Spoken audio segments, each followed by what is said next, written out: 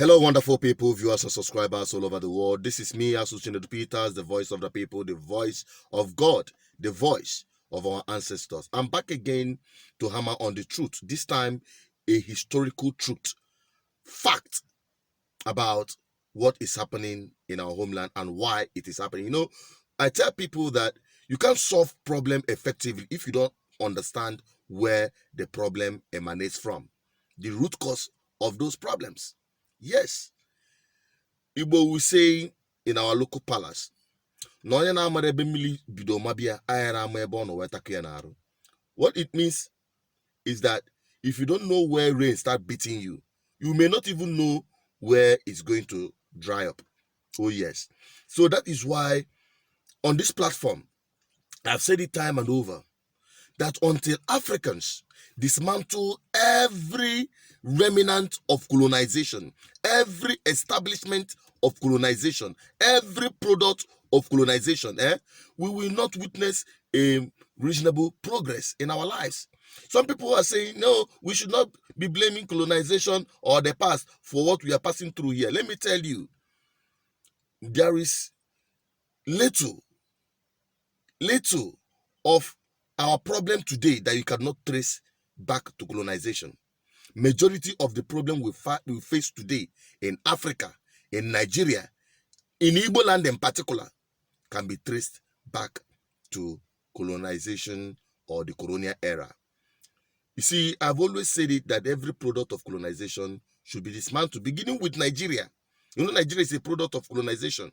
Many African countries today are products of colonization.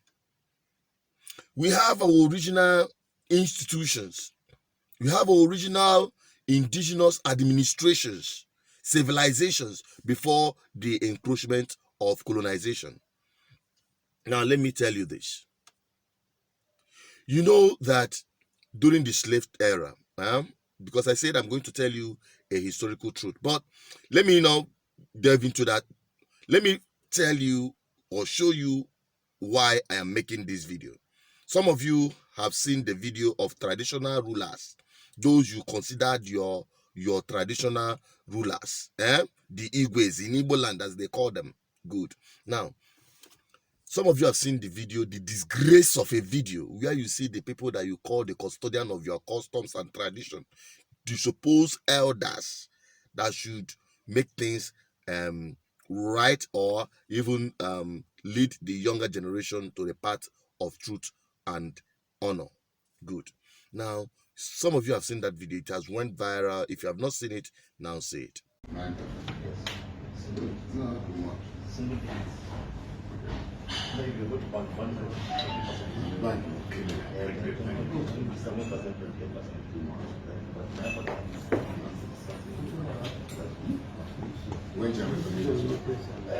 This is the driving line.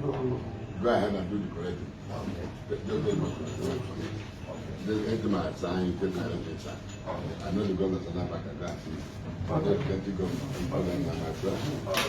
Absolutely. This is what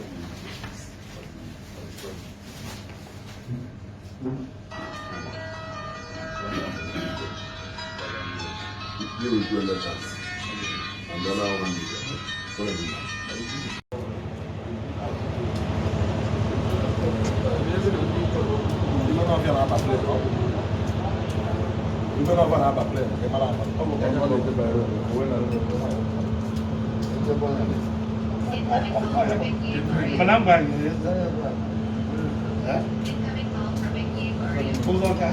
So we have to come there to collect it. How do you mean?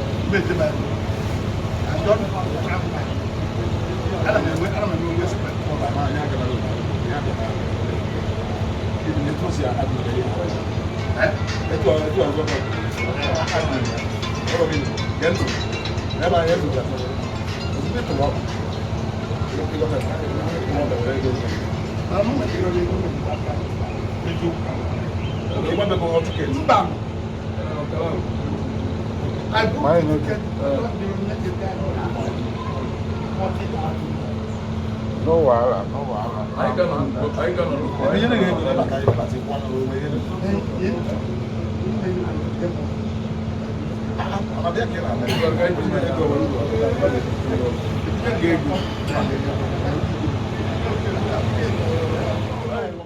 Good. Now, since that video came up, I held my breath.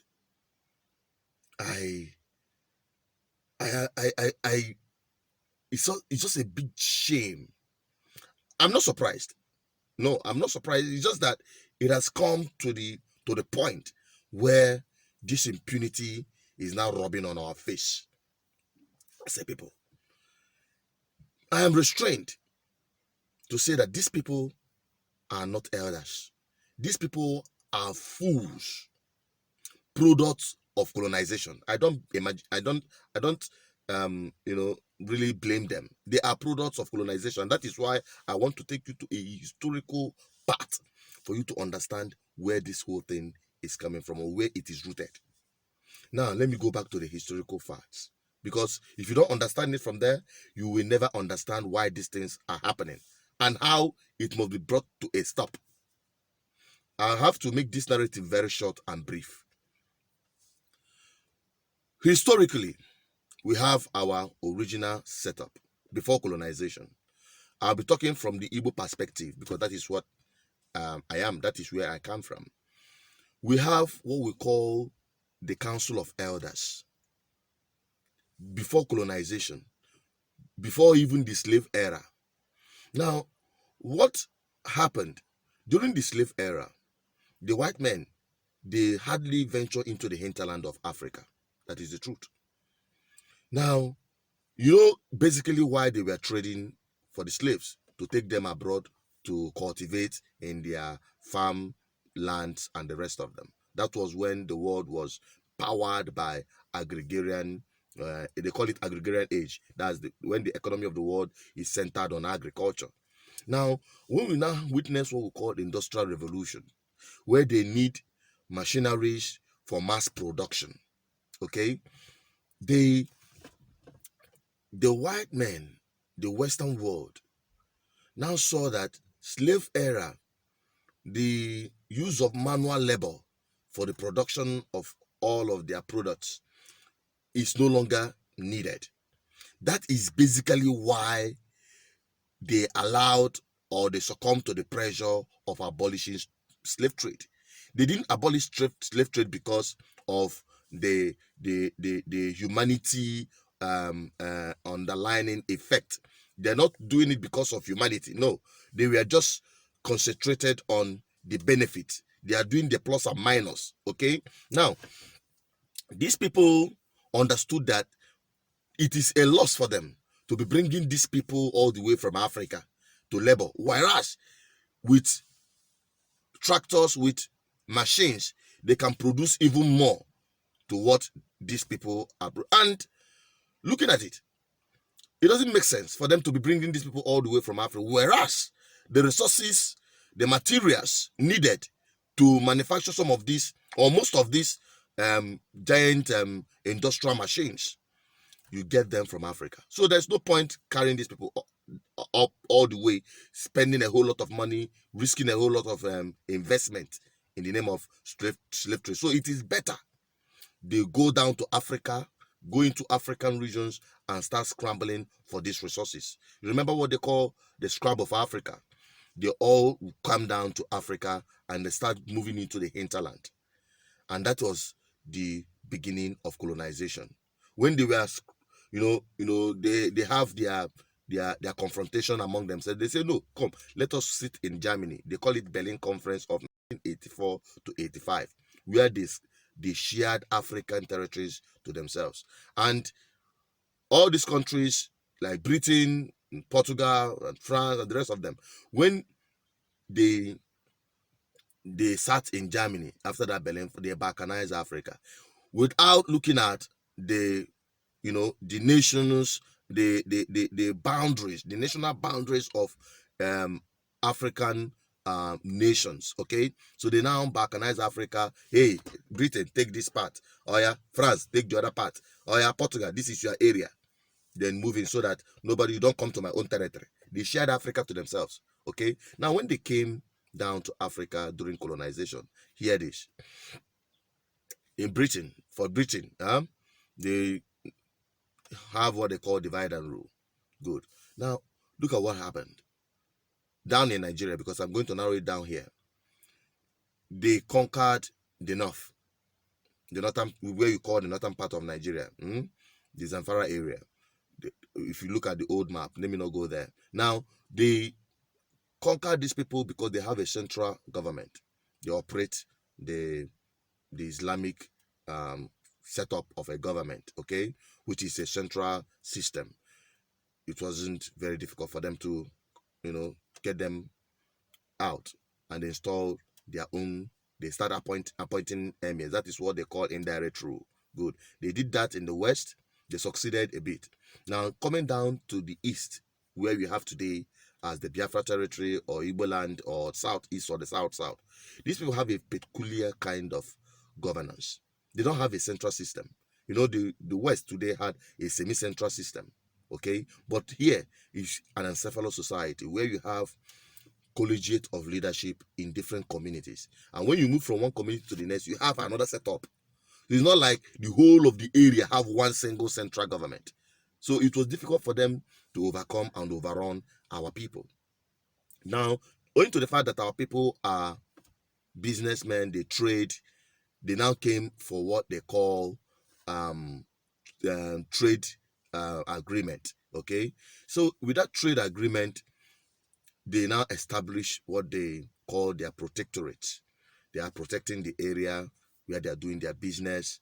And when they came to our people, our people with their own mindset, let me tell you this, that time when you do something that is wrong, when you commit an abomination, our people don't have in our culture what we call maximum sentence.